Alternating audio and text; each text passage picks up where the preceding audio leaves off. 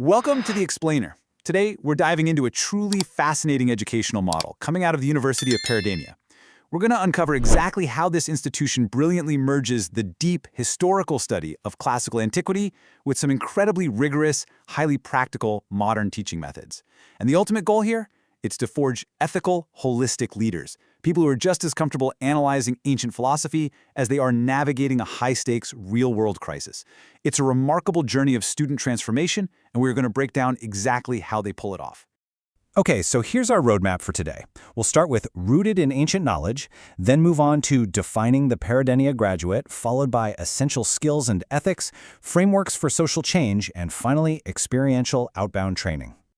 Let's jump right into Section 1, Rooted in Ancient Knowledge, Building the Foundation.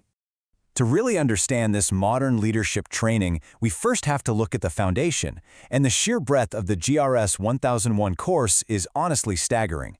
This curriculum doesn't just skim the surface, It deeply explores the life and experience of ancient Greeks from the Bronze Age all the way through to Hellenistic times. It's an absolute deep dive into the historical and cultural timeline that essentially shaped Western civilization. And this brilliantly illustrates a key point. Before these students ever manage a modern crisis or, say, lead a corporate team, they are actively analyzing the foundational social organizations, the philosophies, and the conflicts of ancient societies. I mean, we're talking about everything from Homer and epic poetry to the Roman imperial cults, early science, and oratory. They're learning exactly how ancient people dealt with war, social inequality, and massive moral dilemmas.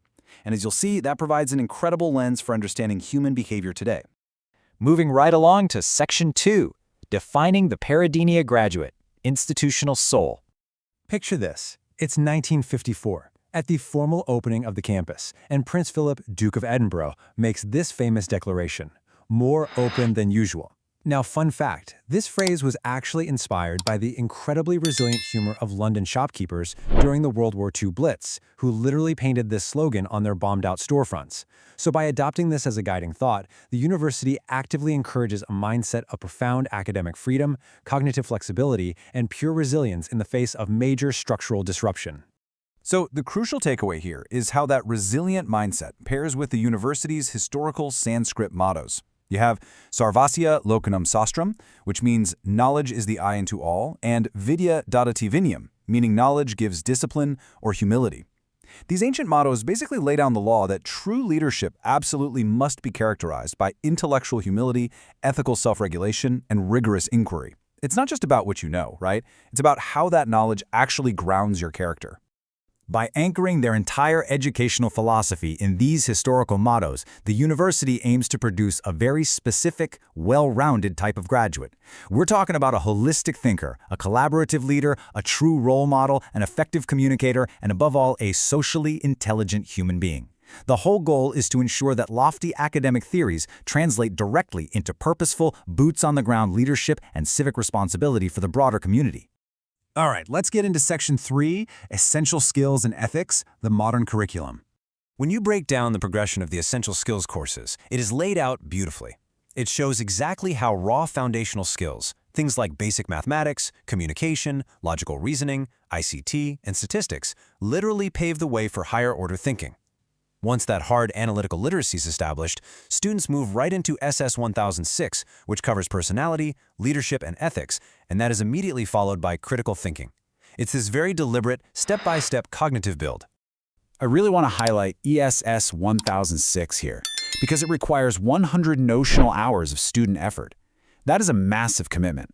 And what makes this course so unique is how incredibly interdisciplinary it is.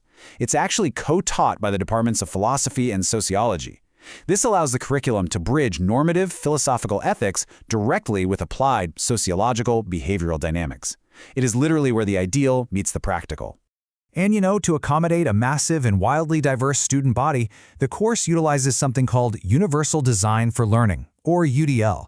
Rather than forcing everyone into a rigid one-size-fits-all testing format, UDL provides flexible, choice-based homework assignments. This maximizes student autonomy. So, students can submit their leadership reflections via traditional essays if they want, but they can also use audio journals, video presentations, or even creative projects. It removes barriers to learning while keeping the academic standards incredibly high. Let's shift gears to Section 4, Frameworks for Social Change, the Behavioral Toolkit. This brings us to the social change model, which is built around what they call the 7 C's.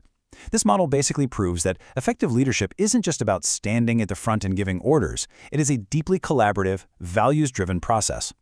Notice how the framework naturally moves outward. It starts from individual self-awareness, things like consciousness of self and commitment. Then it moves into group dynamics like collaboration and controversy with civility, ultimately culminating in global citizenship. But let's be real, anytime you put a group of human beings together, you are going to get conflict. To address this head-on, the curriculum uses the Thomas Kilmann Conflict Mode Instrument, or TKI. It neatly maps out exactly how students handle conflict based on 2 main dimensions. First, their level of assertiveness, which means trying to satisfy their own concerns. And second, their level of cooperativeness, which is all about trying to satisfy others' concerns. By combining those 2 dimensions, we get 5 distinct conflict modes. Think about it. If you're highly assertive but completely uncooperative, you're competing. If you're low in both, you're avoiding. But if you're high in both, you're collaborating. By breaking these down, students are equipped with a highly practical psychological toolkit to navigate the intense interpersonal differences that inevitably pop up during group work. They learn to identify their own default mode and, more importantly, how to adjust it based on what the situation actually requires. And finally, Section 5, Experiential Outbound Training. Theory meets the mud. So ask yourself this: can you truly measure a student's capacity for ethical leadership or their real ability to handle conflict while they are comfortably sitting behind a desk taking a multiple-choice test?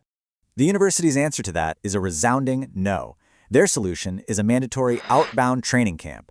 This is a rigorous 2-day experiential boot camp held at military bases, like the Ambapusa Sena Regiment headquarters. You actually need medical clearance just to attend. It entirely removes students from their quiet academic comfort zones and drops them directly into stress-inducing physical and mental environments.